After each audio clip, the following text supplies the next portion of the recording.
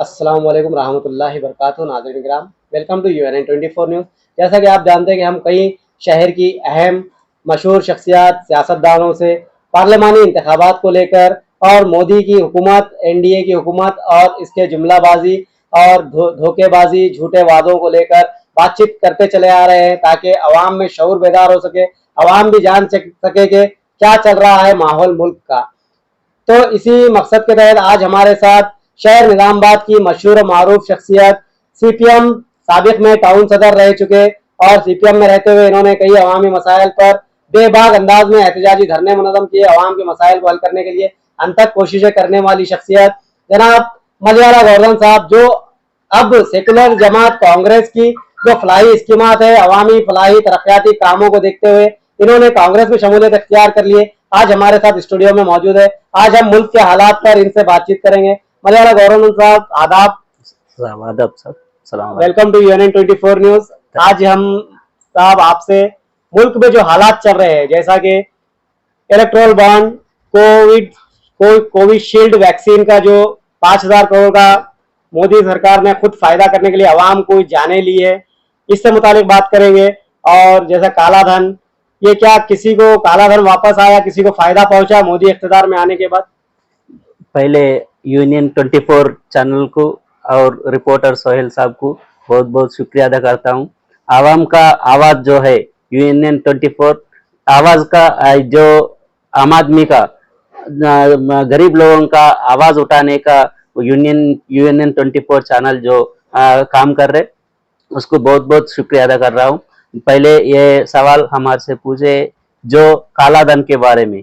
काला धन अभी मोदी सरकार ने हुकूमत में आने से पहले देश में बाहर जो कितना काला धन है वो सब लेके आके आम आदमी को हर घर को 15 लाख रुपए दे तुम बोल के उन्होंने वादा किया था। अभी वो वादा जो किधर पहुंच गए बोले तो इलेक्ट्रिकल बॉन्ड जो है उन लोगों का, जैसे पार्टी का फंड लेके इलेक्ट्रिकल बॉन्ड लेके उनका उसमें जमा कर लिए। वो बॉन्ड से अभी वोटा खरीदने के लिए वो बॉन्ड का पैसे लेके इधर लोगों का ने आके वोटा खरीद लेके और हुकूमत में आने के लिए उन्होंने कोशिश कर रहे। और जो है अभी कोविड के टाइम पे भी जितना आवाम लोग, आम आदमी लोग, आवाम लोग इतना परेशानी में था, जिसे उसके बारे में वो कंट्रोल करने के वास्ते तालियां बजाओ, घंटे बजाओ, ये बजाओ वो बजाओ बोल के बोले, मगर पेट के बारे में देखे सो वही नहीं है अभी। इसलिए आज जो है आम आदमी लोग जितना परेशानी में है, अभी काला धन के बारे में पूछेंगे बोले तो अभी 1 रुपया भी अभी तक एक अकाउंट में गिरे सो नहीं है। इसलिए आम आदमी लोग उसके झूठा बातों को अभी भी देख रहे। अभी आज जो है इसके बारे में मोदी सरकार ने जो बोल रहे, इसके आम आदमी का साथ हम है बोल के बोल रहे, मगर आम आदमी के साथ कौन है? आज जो है वो मोदी जो सरकार जो बोल रहे और उसके बारे में कई फार्मर के बारे में उन दो, किसान के बारे में उन दो काला कानून लेके आके किसान के ऊपर जुमला कराए और वर्कर के ऊपर लेके आके और वो कानून लेके आके वर्कर के ऊपर जुमला कराए। इसके बारे में वो प्रोटेस्ट करे, सो फार्मर्स को जो है इतना लोगों को गोली मार के, लाठी मार के और जेल में बिठा के इतना फार्मर्स को जो परेशानी करे, ये मोदी सरकार ने ये 10 साल में ये ऐसा कामा किया। मगर इसके बारे में पूछे से वाले को भी अभी देशद्रोही बोल के जेल में डाल के अभी तक कई लोगों को जेल में डाल के उनको उनका हुकूमत चला रहे। ये काला कानून को हटाने के लिए अपन बहुत कोशिश कर रहे। अभी जो है हुकूमत में आने के लिए भी और भी झूठा बात बोलने के वास्ते उन्हें कोशिश कर रहे। आज जो है हुकूमत में और रिजर्वेशन के बारे में भी उन्होंने बहुत कुछ बोलना चाह रहे। और रिजर्वेशन खतरे में गिर गए। कैसा खतरे में गिर गए बोले तो आज जो है हर सेक्टर प्राइवेट सेक्टर हो गए, अंबानी अदानी का सेक्टर हो गए, अभी रेलवे प्राइवेट हो गए और LIC प्राइवेट हो गए, BSNL प्राइवेट हो गए। अभी किसी ने एक जॉब भी हर साल को हम 1 करोड़ का जॉब दिला तुम बोल के बोले, 10 साल में 10 करोड़ का जॉब देना था, मगर अभी एक जॉब कितने इसमें दिए? अभी भी इसमें अभी पूरा गवर्नमेंट का सेक्टर पूरा प्राइवेट कर दिए। प्राइवेट में रिजर्वेशन आई क्या, रिजर्वेशन निकालने का कोशिश कर दिया, रिजर्वेशन उसमें नहीं है। जो काम वाला है उनसे काम लेने का प्राइवेट सेक्टर देख रहे, उसके इसलिए रिजर्वेशन इंप्लीमेंट प्राइवेट सेक्टर में नहीं हुआ। या अंबानी अदानी का फैक्ट्री में ये रिजर्वेशन के इसलिए उनके वास्ते करने के लिए ये कानून के रिजर्वेशन के बारे में भी उन्होंने ये काम किया। और इसको रिजर्वेशन में चेंज कर तुम का अभी कॉन्स्टिट्यूशन को मैं चेंज कर तुम बोल के बात सुना रहे। अभी ये कॉन्स्टिट्यूशन के बारे में जो है कॉन्स्टिट्यूशन चेंज करने का उनका ही अभी जी आरएसएस का बीजेपी का जो कॉन्स्टिट्यूशन है मनोधर्मम, वो मनोधर्मम जो है वो कॉन्स्टिट्यूशन के इम्प्लीमेंट करके ये बाबा साहेब अम्बेडकर लिखे सो कॉन्स्टिट्यूशन को बाजू का हटाने का कोशिश कर रहे। ये अगर अपन उनको मोदी को हटाए तो ये कॉन्स्टिट्यूशन अपन सेव कर ले सकते, मगर कॉन्स्टिट्यूशन के बारे में भी सोच समझ के अपन लड़े तो ये अपन को मिल सकता। मगर ये कॉन्स्टिट्यूशन बदल गए तो क्या होने के क्या होता, कॉन्स्टिट्यूशन बदल गए तो बदल जा रहे बोल के बदल देते बोल के तुम पुकार रहे बोल के मोदी सरकार ने जो बोल रहे, मगर तो बदल गए तो जो आज जो मोदी रिजर्वेशन से उन्होंने वो प्राइम मिनिस्टर बन गए। अभी जो इंदिरा गांधी जी बोले थे ये बाबा साहेब अम्बेडकर ने जो कॉन्स्टिट्यूशन नहीं बनाए तो ये ब्राह्मण का मनोधर्म शास्त्र जो है औरत को घर का एक काम करने वाले के जैसे देखते थे। मगर जो बाबा साहेब अम्बेडकर ने जो बहुत बोला कॉन्स्टिट्यूशन में लिखा वो मेरे आज जो है हमारे को देश का प्रधानमंत्री बनाया, ये कॉन्स्टिट्यूशन के बाबा साहेब अम्बेडकर का कॉन्स्टिट्यूशन का ये वेट है बोल के उन्होंने खुद बोले सो है। ये एक औरत को प्राइम मिनिस्टर बनाने का जो अपना बाबा साहेब अम्बेडकर लिखे सो कॉन्स्टिट्यूशन में है। और जो है अभी उसके बारे में और वोट डालने के लिए औरत को दिए। और आज जो है गरीब लोगों के SC ST BC माइनॉरिटी लोगों को भी आज जो है रिजर्वेशन के बारे में अभी एम्प्लॉयमेंट के बारे में हो दो पॉलिटिकल में हो दो कुछ कहीं भी पीछे गए सो लोगों के भी आगे बढ़ने के लिए ये अपना कॉन्स्टिट्यूशन है। इसमें अभी आज जो है बोल रहे ये कॉन्स्टिट्यूशन को हटा के हम मनोधर्म शास्त्रम को लेके आके वो कॉन्स्टिट्यूशन इम्प्लीमेंट करने का अभी वो उन्होंने ये कर रहे। अपन आगे नहीं बढ़ाना बोल के उनको आगे नया नहीं देना बोल के हम गुजारिश कर रहे हैं। अभी जो आज जो है चल रहे निजामाबाद का MP जो बात बोल रहे कॉन्स्टिट्यूशन हमारा जीन्स में है, अभी हम बदलने का हमारा जीन्स में है, हम बदल देते बोल के उनका मुंह से उन्हें खुद बोले सो है।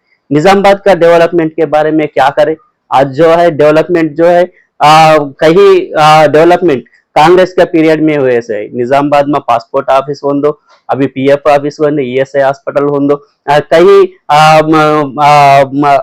गवर्नमेंट का स्कीम जो है इम्प्लीमेंट कांग्रेस के पीरियड में हुए से। अभी जो आप आने के बाद निजामाबाद डेवलपमेंट के बारे में क्या लेके आए, निजामाबाद के वास्ते क्या लेके आए, एक बोले हल्दी का बोर्ड लेके आ तुम बोल के बोला, हल्दी का बोर्ड अभी भी कल नहीं परसों अमित शाह आके जी वो इम्प्लीमेंट करे और अभी हुकूमत में आने के बाद वो जीवो को हम पास कर देंगे बोल के अब बोले तो अभी भी झूठा बात बोलने के जुमला बात बोलने के लिए अमित शाह आया, ये गलत है। अभी लोग अभी फार्मर्स जो है उन्हें सोच रहे ये झूठा लोगों को भगाने के लिए अभी सब लोग एकता हो रहा। और एक इसके बारे में आगे बढ़ना बोले तो आज जो है तेलंगाना में रेवंत रेड्डी सरकार का हुकूमत चल रहा, कांग्रेस पार्टी का हुकूमत चल रहा। आज निजामाबाद अरमान में बीजेपी का जितना लोग जिताए, मगर 10 साल में BRS गवर्नमेंट जो डेवलपमेंट करे अभी गए सो 10 साल से पहले एंडला लक्ष्मी नारायण था, वो डेवलपमेंट रुक गया।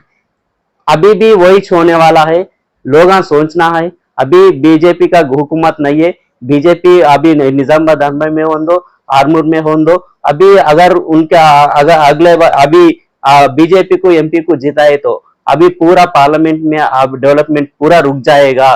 क्यों बोले तो ये अब कांग्रेस का गवर्नमेंट स्टेट में है, ये स्टेट का गवर्नमेंट का हुकूमत चल रहा। अभी अपन जीवन रेड्डी साहब को अपन जिता लिए तो ये पार्लियामेंट निजामाबाद पार्लियामेंट के 5 कॉन्स्टिट्यूशन जो है वो डेवलपमेंट करने के लिए अच्छा तरीके से अपन डेवलपमेंट कर ले सकते। इसलिए जनता लोग सोचना अभी कांग्रेस को वोट दे के जीवन रेड्डी साहब को जिताना बोल के हम गुजारिश कर रहे हैं। तो नाज़रीन, जैसा कि आप सुन रहे थे, मलियाला गोवर्धन साहब बता रहे हैं वो बहुत सेकुलर जहन है, इसीलिए उन्होंने कांग्रेस की स्कीमात, अवामी फलाही तरक्याती जो स्कीमात है, इकदाम है, इससे मुतासिर होकर कांग्रेस ज्वाइन करने का भी इजहार किया। तो इन्होंने बता रहे थे कि दस्तूर में मदाखलत, दस्तूर जो बाबा साहब अम्बेडकर ने बनाया है, जिसमें तमाम मजाहिब के मानने वालों को, तमाम धर्म तबके के मानने वालों को मसावी हकूक दिए गए, लेकिन बीजेपी की जो एनडीए सरकार है मरकज में इख्तिदार पर, वो अगर अब इख्तिदार में आ जाती है 2024 के पार्लियामानी इंतखाबात में 400 पार कर लेती है, तो उनका ये मंशा है कि वो दस्तूर को ही खत्म कर देंगे और मनुवाद, हिंदू राष्ट्र यही काम करेंगे। जो हमारे सेकुलर हिंदू भाई भी है वो भी इनके पॉलिसी से, हरबों से वाकिफ है और वो भी शऊर रखते हैं। अब इस बार वो भी मुत्तहिद होकर सेकुलर जैन जमात और इसके कायदीन को जिताएंगे, ऐसा तवक्को की जा रही है। और सर्वे रिपोर्ट्स में बताया जा रहा है कि इंडिया अलायंस को 300 प्लस सीट्स हासिल हो गए। और जबकि मोदी हुकूमत ने क्या दिया है आपको, ना काला धन आया है, ना महंगाई कम हुई है। जबकि जी मलियाला गोवर्धन साहब, मैं महंगाई के मुद्दे पर आता हूं कि मोदी हुकूमत, स्मृति ईरानी जब 400 रुपए में गैस सिलेंडर हो जाता था तो सर पर गैस की टाकी लेकर डिस्को डांस करती थी, नजर आती थी, एहतजाज करती थी। अब 1100 से 1200 रुपए में गैस सिलेंडर, घरेलू पकवान गैस सिलेंडर दिया जा रहा है और अवाम पे टैक्स का इतना बोझ डाल दिया गया है।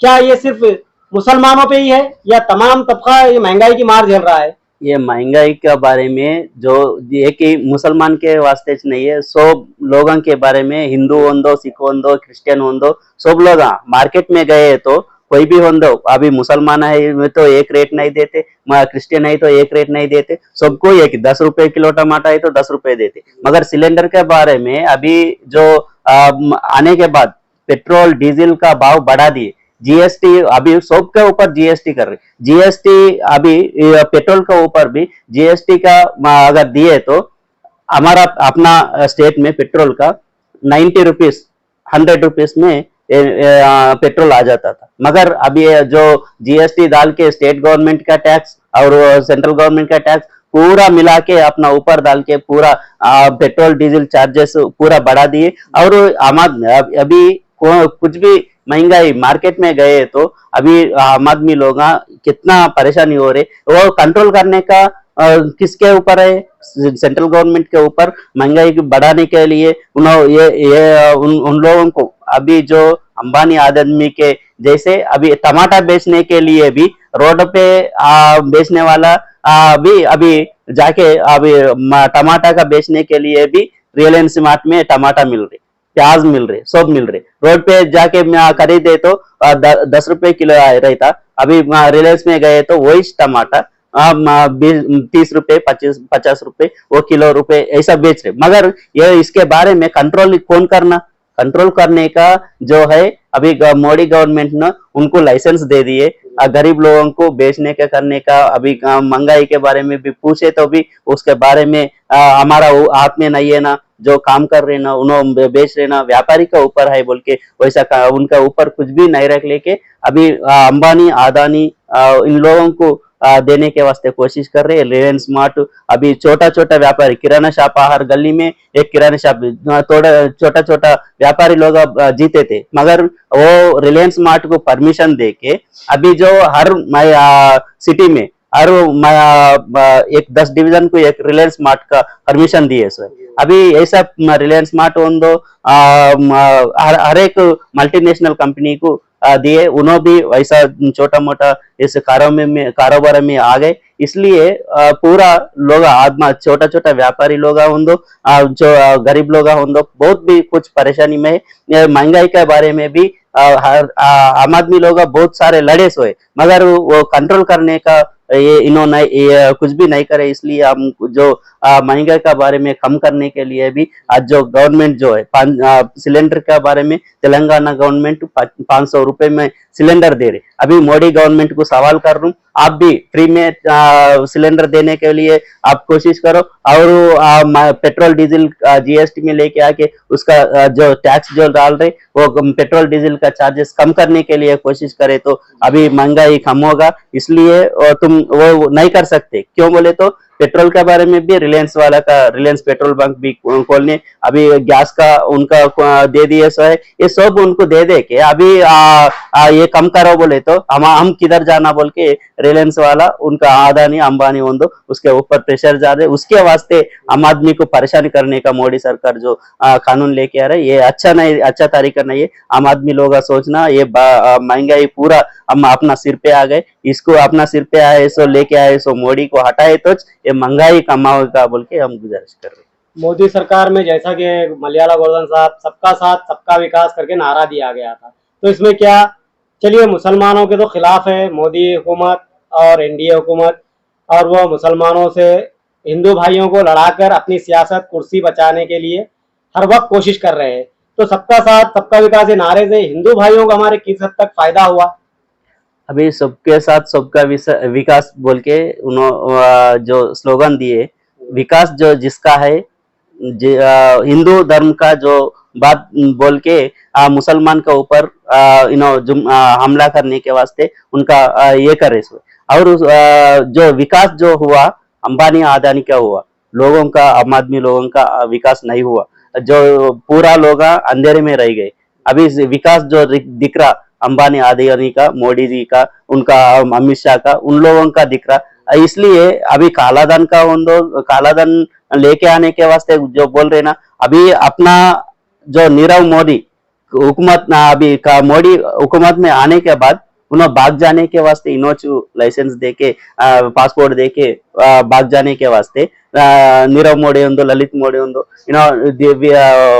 दूसरा स्टेट को भाग जाने के वास्ते, कंट्री को भाग जाने के वास्ते इनोच लाइसेंस देके भिजाए। मतलब क्यों चौकीदारी चोर है। चौकीदारी से अभी चोर बन गए, चौकीदारी से उनके चोरों को चौकीदार करके अभी उन्होंने बाहर भिजाने का काम में है उन्होंने। इसलिए अभी अच्छा असल चौकीदार अभी जो हुकूमत में आने असल चौकीदार आम आदमी है। अभी ये चौकीदार देश को बचाने के लिए अपने जैसे सेक्युलर लोग, अपना जैसे कॉन्स्टिट्यूशन को बचाने के लोग जो है उन लोग अभी बड़ा चौकीदार बन के देश को बचाने के लिए आगे जाना बोल के हम गुजारिश कर रहे हैं। तो नाज़रीन, जैसा कि आप सुन रहे थे, मलियाला गोवर्धन साहब बता रहे हैं कि चौकीदार ही चोर है, ये जुमला नहीं है, ये हकीकत है, क्योंकि इन्होंने मेहुल चोकसी, विजय माल्या और ऐसे कई बड़े बड़े अशखास जो चोर है जिन्होंने करोड़ों रुपए का फ्रॉड किया है और देश छोड़कर भागने में मोदी और एनडीए हुकूमत ने इनका पूरा पूरा ताउन किया, जिससे मुल्क के ऊपर कर्ज का बोझ बढ़ गया और मामूली से जो छोटे मोटे करप्शन या छोटे मोटे केसेस में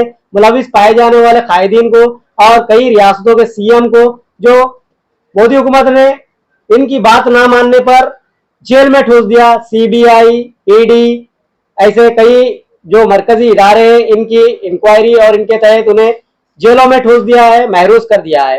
तो आप भी बाशऊर है, सोचे समझे इन तमाम वाकयात पर। तो मलियाला गोवर्धन साहब, जैसा कि मोदी साहब ने, आप कह रहे हैं कि अपने साथियों को, अडानी, अंबानी, मेहुल चोकसी, ये लोगों को साथ दिया, गरीब आवाम के लिए कुछ नहीं किया और अपना फायदा, अपनी कुर्सी बचाने के लिए इन चोरों को साथ दिया। बिल्कुल दुरुस्त फरमा रहे थे आप। लेकिन अब मेरा सवाल ये है साहब कि 2014 से पहले जो हिंदुस्तान था, क्या आज वो हिंदुस्तान है, हिंदू मुस्लिम एकता और जिसे गंगा जमनी तहजीब कहते हैं, क्या आज वो दिखाई दे रही है आपको कहीं? आज गंगा जमुना का तहरीक में आज जो 2014 के बाद वो नहीं है।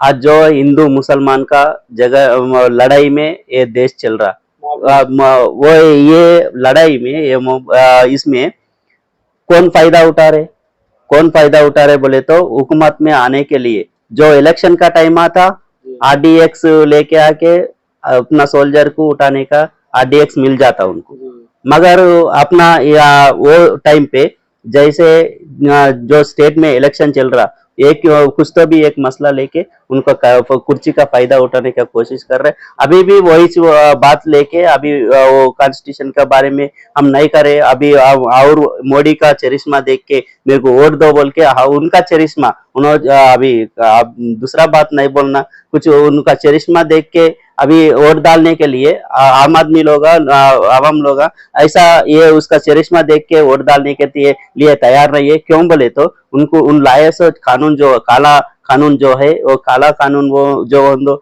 एनआरसी लेके आया, सीएए लेके आया, अभी वो इसके बारे में वो कोई बात करने के लिए रेडी नहीं। अभी अपना देश में रह रहे मुसलमान लोग, अपना देश में रह रहे सिख लोग, अभी अपना देश में रहे सो लोग भी एनआरसी सीएए अपना सिटीजन अमेंडमेंट एक्ट जो लेके आया, सिटीजन अमेंडमेंट एक्ट में उनको प्रूव करने ना बोल के वैसा कानून लेके आया। अभी जो 2014 के बाद ये ऐसा अपना अपन को प्रूफ करने के लिए उसे कानून लेके आया। ये 14 के बाद जो लेके आए सो कानून जो है ये गलत कानून है। जैसे इधर लोग आ रहे अभी क्या बोल रहे, जैसे बांग्लादेश से आया, जैसे पाकिस्तान से आया, जैसे दूसरा देश से आके इधर अपना इसमें घुस जा रहे बोल के बोले थे। मगर हम क्या बोल रहे, जैसे देश में घुस जा के अभी आ जा रहे बोल के बोल रहे ना,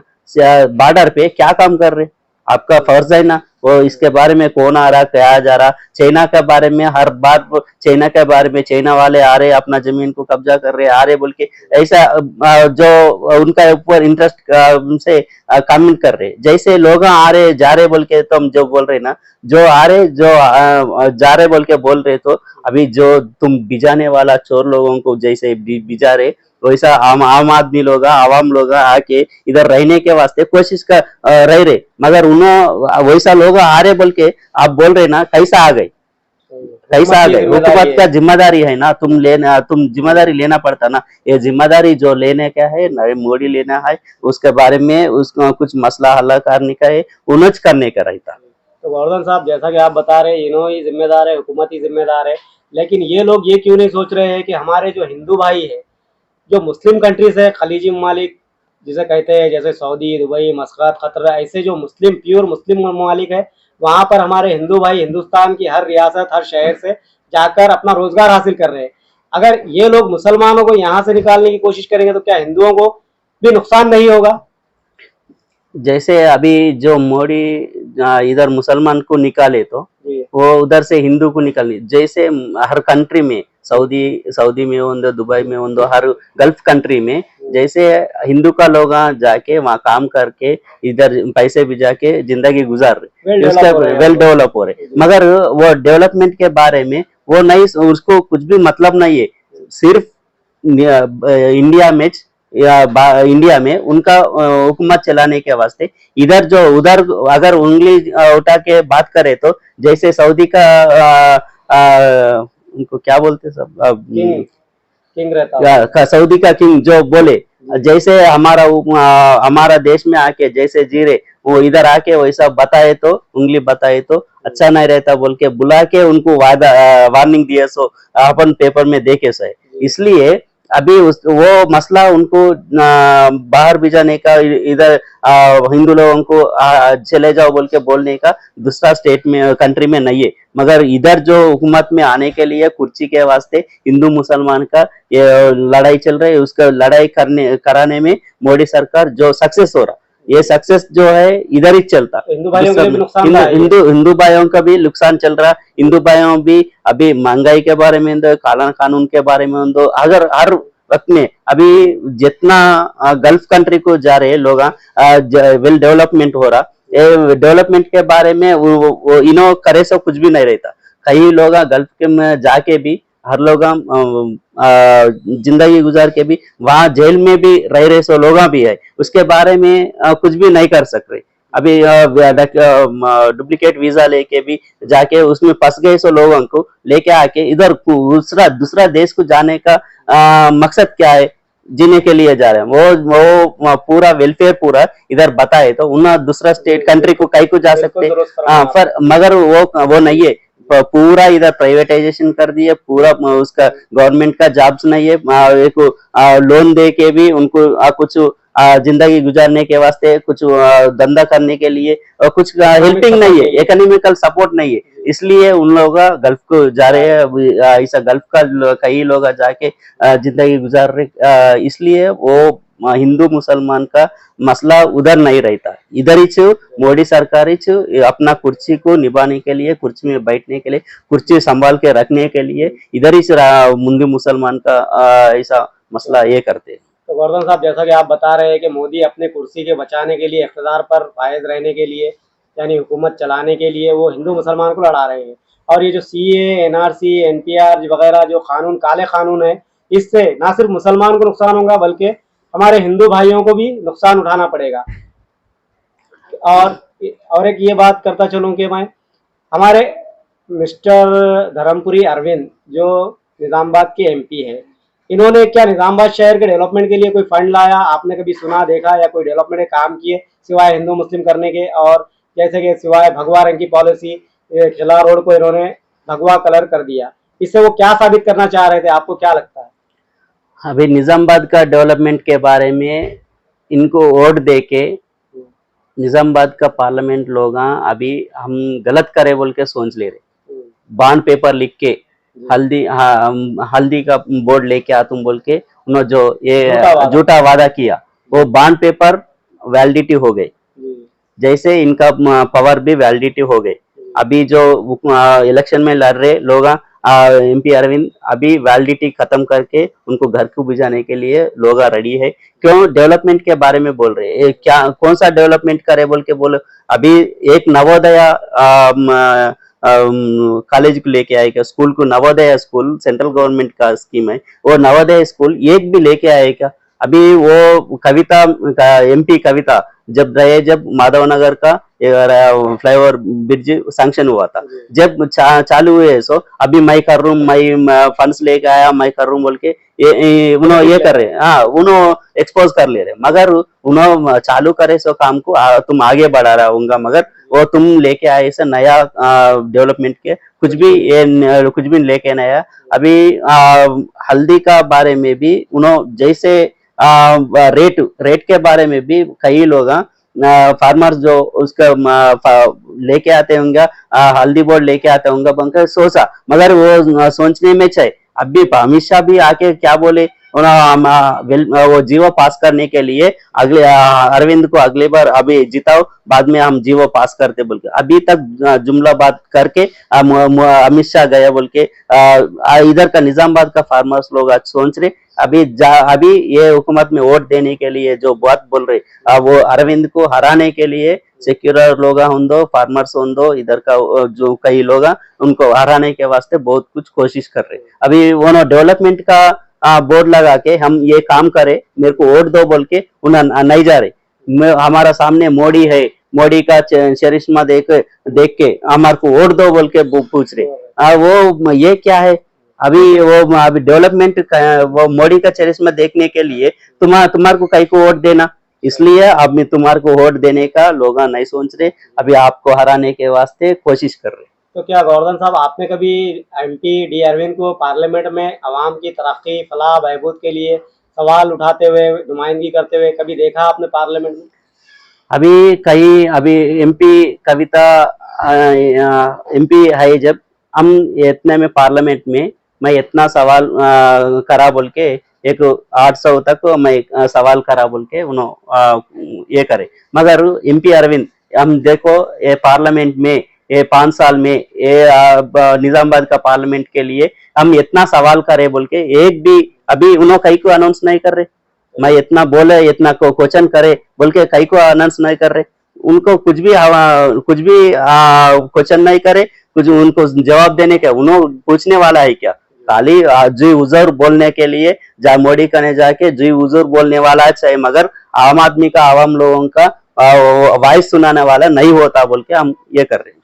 मतलब डी अरविंद सिर्फ हिंदू मुसलमान की तफर्रुक़ा की सियासत तक ही महदूद है, डेवलपमेंट और डेवलपमेंट को लेकर चाहे किसी भी वो मुसलमानों के तो खुले खिलाफ है और उनके खिलाफ ही रहते हैं। और इन्होंने बाज़ मुकामात पर जो ख़वातीन डेवलपमेंट का सवाल कर रही थी और उनसे क्यों वोट दिया जाए, सवाल करने पर कहा कि हमें मुसलमानों के वोट की भी ज़रूरत नहीं है, खुले अंदाज में कहा था।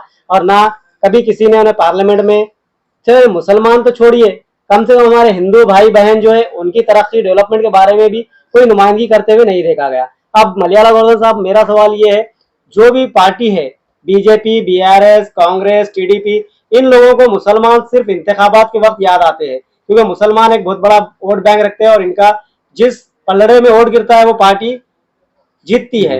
तो क्यों ऐसा रवैया इख्तियार किया जाता है, मुसलमानों को इंतखाबात के बाद वोट हासिल करने के बाद भुला दिया जाता है और इनके जो मसाइल होते हैं, इनका जो डेवलपमेंट होता है उसे जीरो कर दिया, सिरे से खारिज कर दिया जाता है।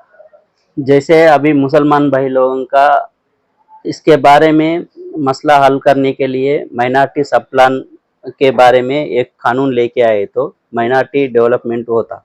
जैसे राजेंद्र सचार कमेटी जो रिपोर्ट जो बोले और राजेंद्र सचार कमेटी जो रिपोर्ट दिए, जैसे दलित लोगों से भी पीछे है सो लोग मुसलमान लोग है, उनको आगे ले जाने के लिए बहुत कुछ उसके बारे में फंड्स दे के उनको आगे ले जाना बोल के राजेंद्र कमीशन सचार कमेटी एक रिपोर्ट दी है सो। वो रिपोर्ट को खाली टेबल के नीचे छुपा के रखे सो। जितना दिन अभी उन्होंने अभी बीआरएस सरकार होंदो कुर्सी के टेबल के नीचे वो कानून को छुपा के रखे सो है।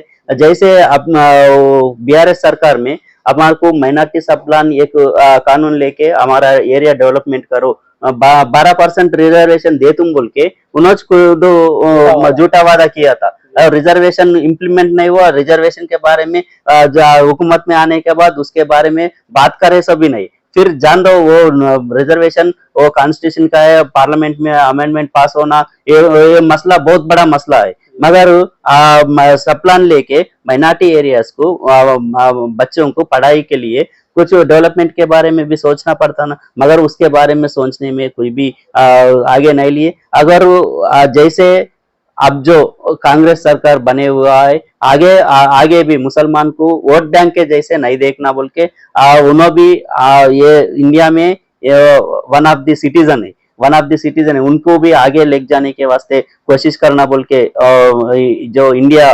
कूटमी जो बनाया है उसमें माइनॉरिटी के बारे में भी उन्होंने आगे जाने के लिए एक प्लेटफॉर्म बनाए सो है। इसलिए माइनॉरिटी को वोट सिर्फ वोट बैंक देखने में कुछ लोग देख रहे होंगे अभी वोट, मगर ये वोट बैंक देखने में कांग्रेस पार्टी वैसा नहीं दिख रहा। आगे जाने के लिए उनको आगे ले जाने के वास्ते बहुत कुछ कोशिश करने के लिए स्पेशल एक्टिविटीज बनाने के लिए कोशिश कर रहे हैं। तो गोवर्धन साहब, जैसा कि आप बता रहे थे, मरकजी हुकूमत हो, सेंट्रल गवर्नमेंट या स्टेट गवर्नमेंट हो, पिछले 10 सालों में इन्होंने जैसे रंगनाथ मिश्रा, सच्चर कमेटी, सुधीर कमीशन, इनकी सिफारिशात मौजूद है, इनकी रिकमेंडेशंस है कि मुसलमान दलित से ज्यादा पिछड़ा हुआ है, पसमानदा है, माशी एतबार से, समाजी एतबार से, पॉलिटिकल एतबार से, हर एतबार से पिछड़ा हुआ है। बावजूद इसके आपका कहना है कि इन्होंने वो रिपोर्ट्स को दबा दिया। इस पर अगर वो चाहते थे, दिलचस्पी लेते थे, तो सब प्लान के तहत इनकी तरक्की, इनके अपलिफ्टमेंट के लिए काम किया जा सकता था। बिल्कुल दुरुस्त फरमाया आपने। तो अब हम ये कहेंगे कि मुसलमान कांग्रेस को वोट क्यों दे? मुसलमान जो कांग्रेस को क्यों वोट देना बोले तो जैसे मोदी सरकार ने ये रिजर्वेशन हुकूमत को अभी कॉन्स्टिट्यूशन को हटा के जैसे मनोधर्म शास्त्र लेके आके अगर दूसरा कॉन्स्टिट्यूशन हम इम्प्लीमेंट करते बोल के बोले, उसमें जो मुसलमान का लोगों को सेकंड सिटीजन के वास्ते उन्होंने ये करने के लिए कोशिश कर रहे, जैसे वोट का खाली अभी जो जैसे कॉन्स्टिट्यूशन में माइनॉरिटी होंदो, मुसलमान होंदो, हिंदू होंदो, कोई भी होंदो, सब इक्वल है बोल के अभी कॉन्स्टिट्यूशन में लिखे सो है। मगर वो सब छोड़ के अभी वो कॉन्स्टिट्यूशन को बाहर न रख के मनोधर्म शास्त्र को इम्प्लीमेंट करने का मोदी जो ये कर रहे, इसको हटाने के लिए अपन कोशिश करना पड़ता है। उसके बारे में बहुत बहुत शुक्रिया गोवर्धन साहब, आपने आपका कीमती वक्त दिया। आखिर में हम ये कहेंगे कि आप कायदे हिंदों से 13 तारीख के रोज़ जो पोलिंग होनी है इसमें पहुंचकर 100% पोलिंग करने के लिए मैसेज दें। जो आज अब इंडिया को अपन बचा लेंगे, सेक्युलरिज्म को अपन बचा लेंगे। जैसे इंडिया बचाना बोले तो, सेक्युलरिज्म बचना बोले तो जो 13 तारीख के दिन जो अपन वोट डाल रहे, घर से बाहर निकलो, वोट डालो।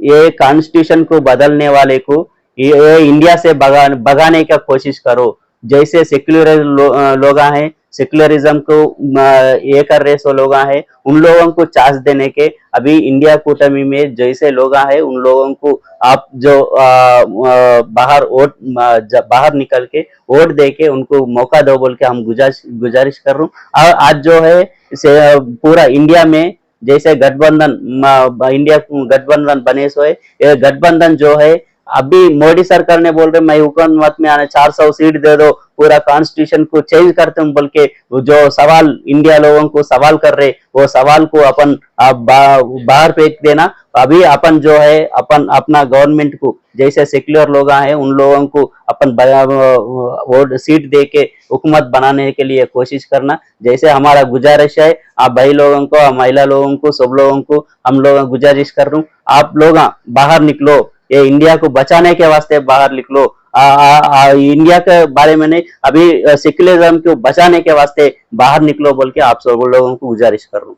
बहुत बहुत शुक्रिया गोवर्धन साहब। तो नाज़रीन, जैसा कि आप सुन रहे थे मलयाला गोवर्धन साहब जो बता रहे थे कि वो दस्तूर की बका के लिए आपको हवाला दे रहे हैं, आपसे गुजारिश कर रहे हैं कि एक वोट आपका कीमती वोट, चाहे वो ज़ईफ अशखास हो या मरीज हो, तो वो ऐसे लोग भी सुबह अव्वलीन सातों में धूप की शिद्दत बढ़ने से पहले पोलिंग बूथ पर पहुंचे। सुबह 7 बजे से पोलिंग का आगाज हो जाता है, तो 13 मई के रोज अपने अपने पोलिंग बूथ पर पहुंच के अपना एक कीमती वोट जरूर करें, उसे जाया ना करें, ना बिकने दे, ना मुंतशिर होने दे, बल्कि मुत्तहिदा तौर पर पोलिंग बूथ पर पहुंचकर ख्वातीन, ज़ईफ अशखास और बीपी शुगर के पेशेंट भी हो तो वो भी अपने बीमारी का बहाना ना करे। आपका इलेक्शन इतना खतरनाक इलेक्शन है, अगर आपने गफलत बरती तो आप आपके अपने वोट के हक से भी महरूम हो सकते हैं, क्योंकि मोदी, एनडीए हुकूमत और बीजेपी आरएसएस तो चाहते ही है कि अब की बार अगर वो 400 पार कर लेते हैं तो कॉन्स्टिट्यूशन जो दस्तूर है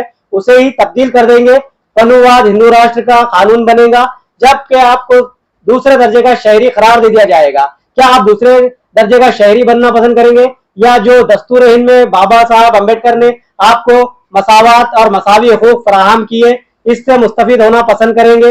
अब फैसला आपके हाथ में, आपका एक कीमती वोट बदलाव ला सकता है और बदलाव वक्त की अशद जरूरत है। बदलाव के लिए अपना कीमती वोट मुत्तहिद होकर सेकुलर जमात, सेकुलर कायदीन के हक में करें। आखिरी में हम एक गुजारिश करेंगे, हमारे चैनल UNN 24 न्यूज को यूट्यूब पर सब्सक्राइब करें, फॉलो, शेयर, कमेंट करें। सोहेल खान जर्नलिस्ट ID को फेसबुक पर फॉलो करें, शेयर करें, कमेंट करें। तो नाजरीन, दे इजाजत। UNN 24 न्यूज के लिए मैं सोहेल खान, अल्लाह हाफिज।